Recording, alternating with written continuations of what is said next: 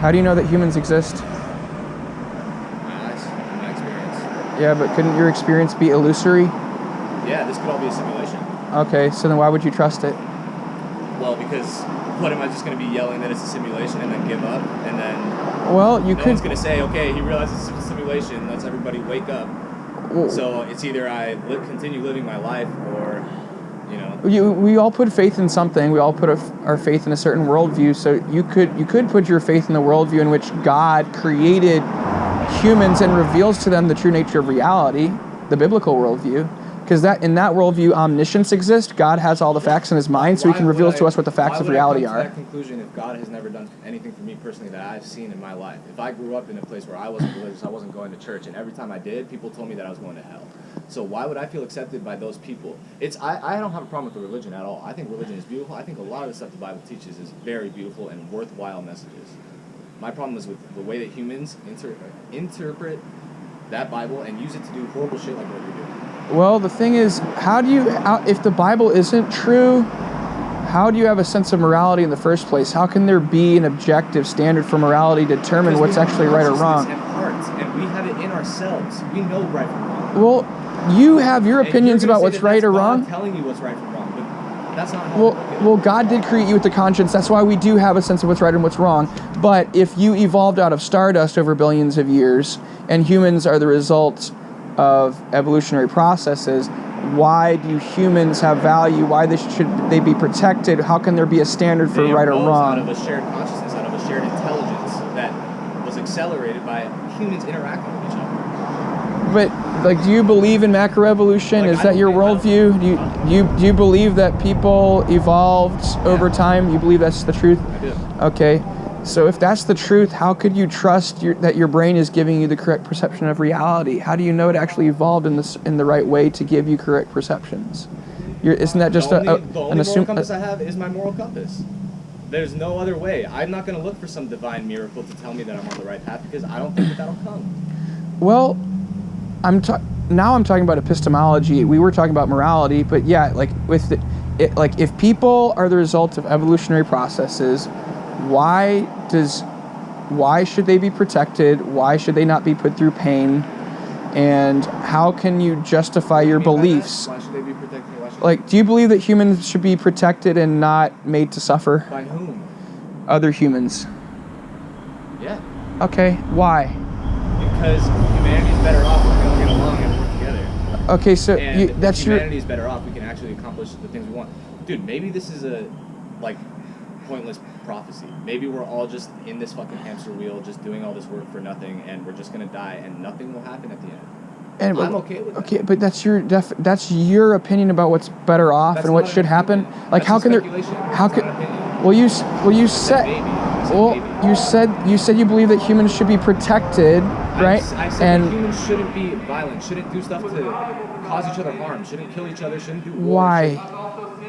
You said better off. So by what standard do we determine what's better off? Maybe Hitler could say it's better off to mass murder Jews and eliminate them. He'd think that would be better for the planet. So how would you he has his opinion about what's better off, and then you have your opinion. So there's no way to know. Obviously, that's not the correct opinion. Well, that's right. According to you, might be his truth and his reality. Right. But for me, that's not. So there's no way to know. Your reality is that you feel this pressure that you have to live in God's image because you were told your whole life that God is real and that He loves you and that you are here for Him and to serve Him. Well, that's what you've been told. So how could you believe anything different? Well, I know the Holy Spirit's changed my life. I've seen the evidence of God working in my life, working in my heart, changing my desires. Spirit, or was that your desire to change your life and then you used tools like the Bible to make your life better, and then once your life was better because you sucked those tools out, then you were convinced that it was God rather than your own work? Well, I also look at the fact that if God didn't exist and if the Bible wasn't true, I couldn't be justified in believing anything to be true. I couldn't have knowledge. So that the proof that God exists is that if He didn't exist, I couldn't prove anything. Because I'm either putting faith. If He didn't exist, you couldn't prove anything. Right. So let me explain. What about science and evidence? Well, how do I make sense of science and evidence if I'm trusting my finite, limited consciousness that could always be deceiving me? So there's two things we can put faith in. You can put faith in limited, finite consciousness for truth. What was that? What about the physical world and the physical nature of this planet? Well, that could be illusory as well. So if we're trusting in a finite, limited consciousness, everything we're perceiving could be illusory, right?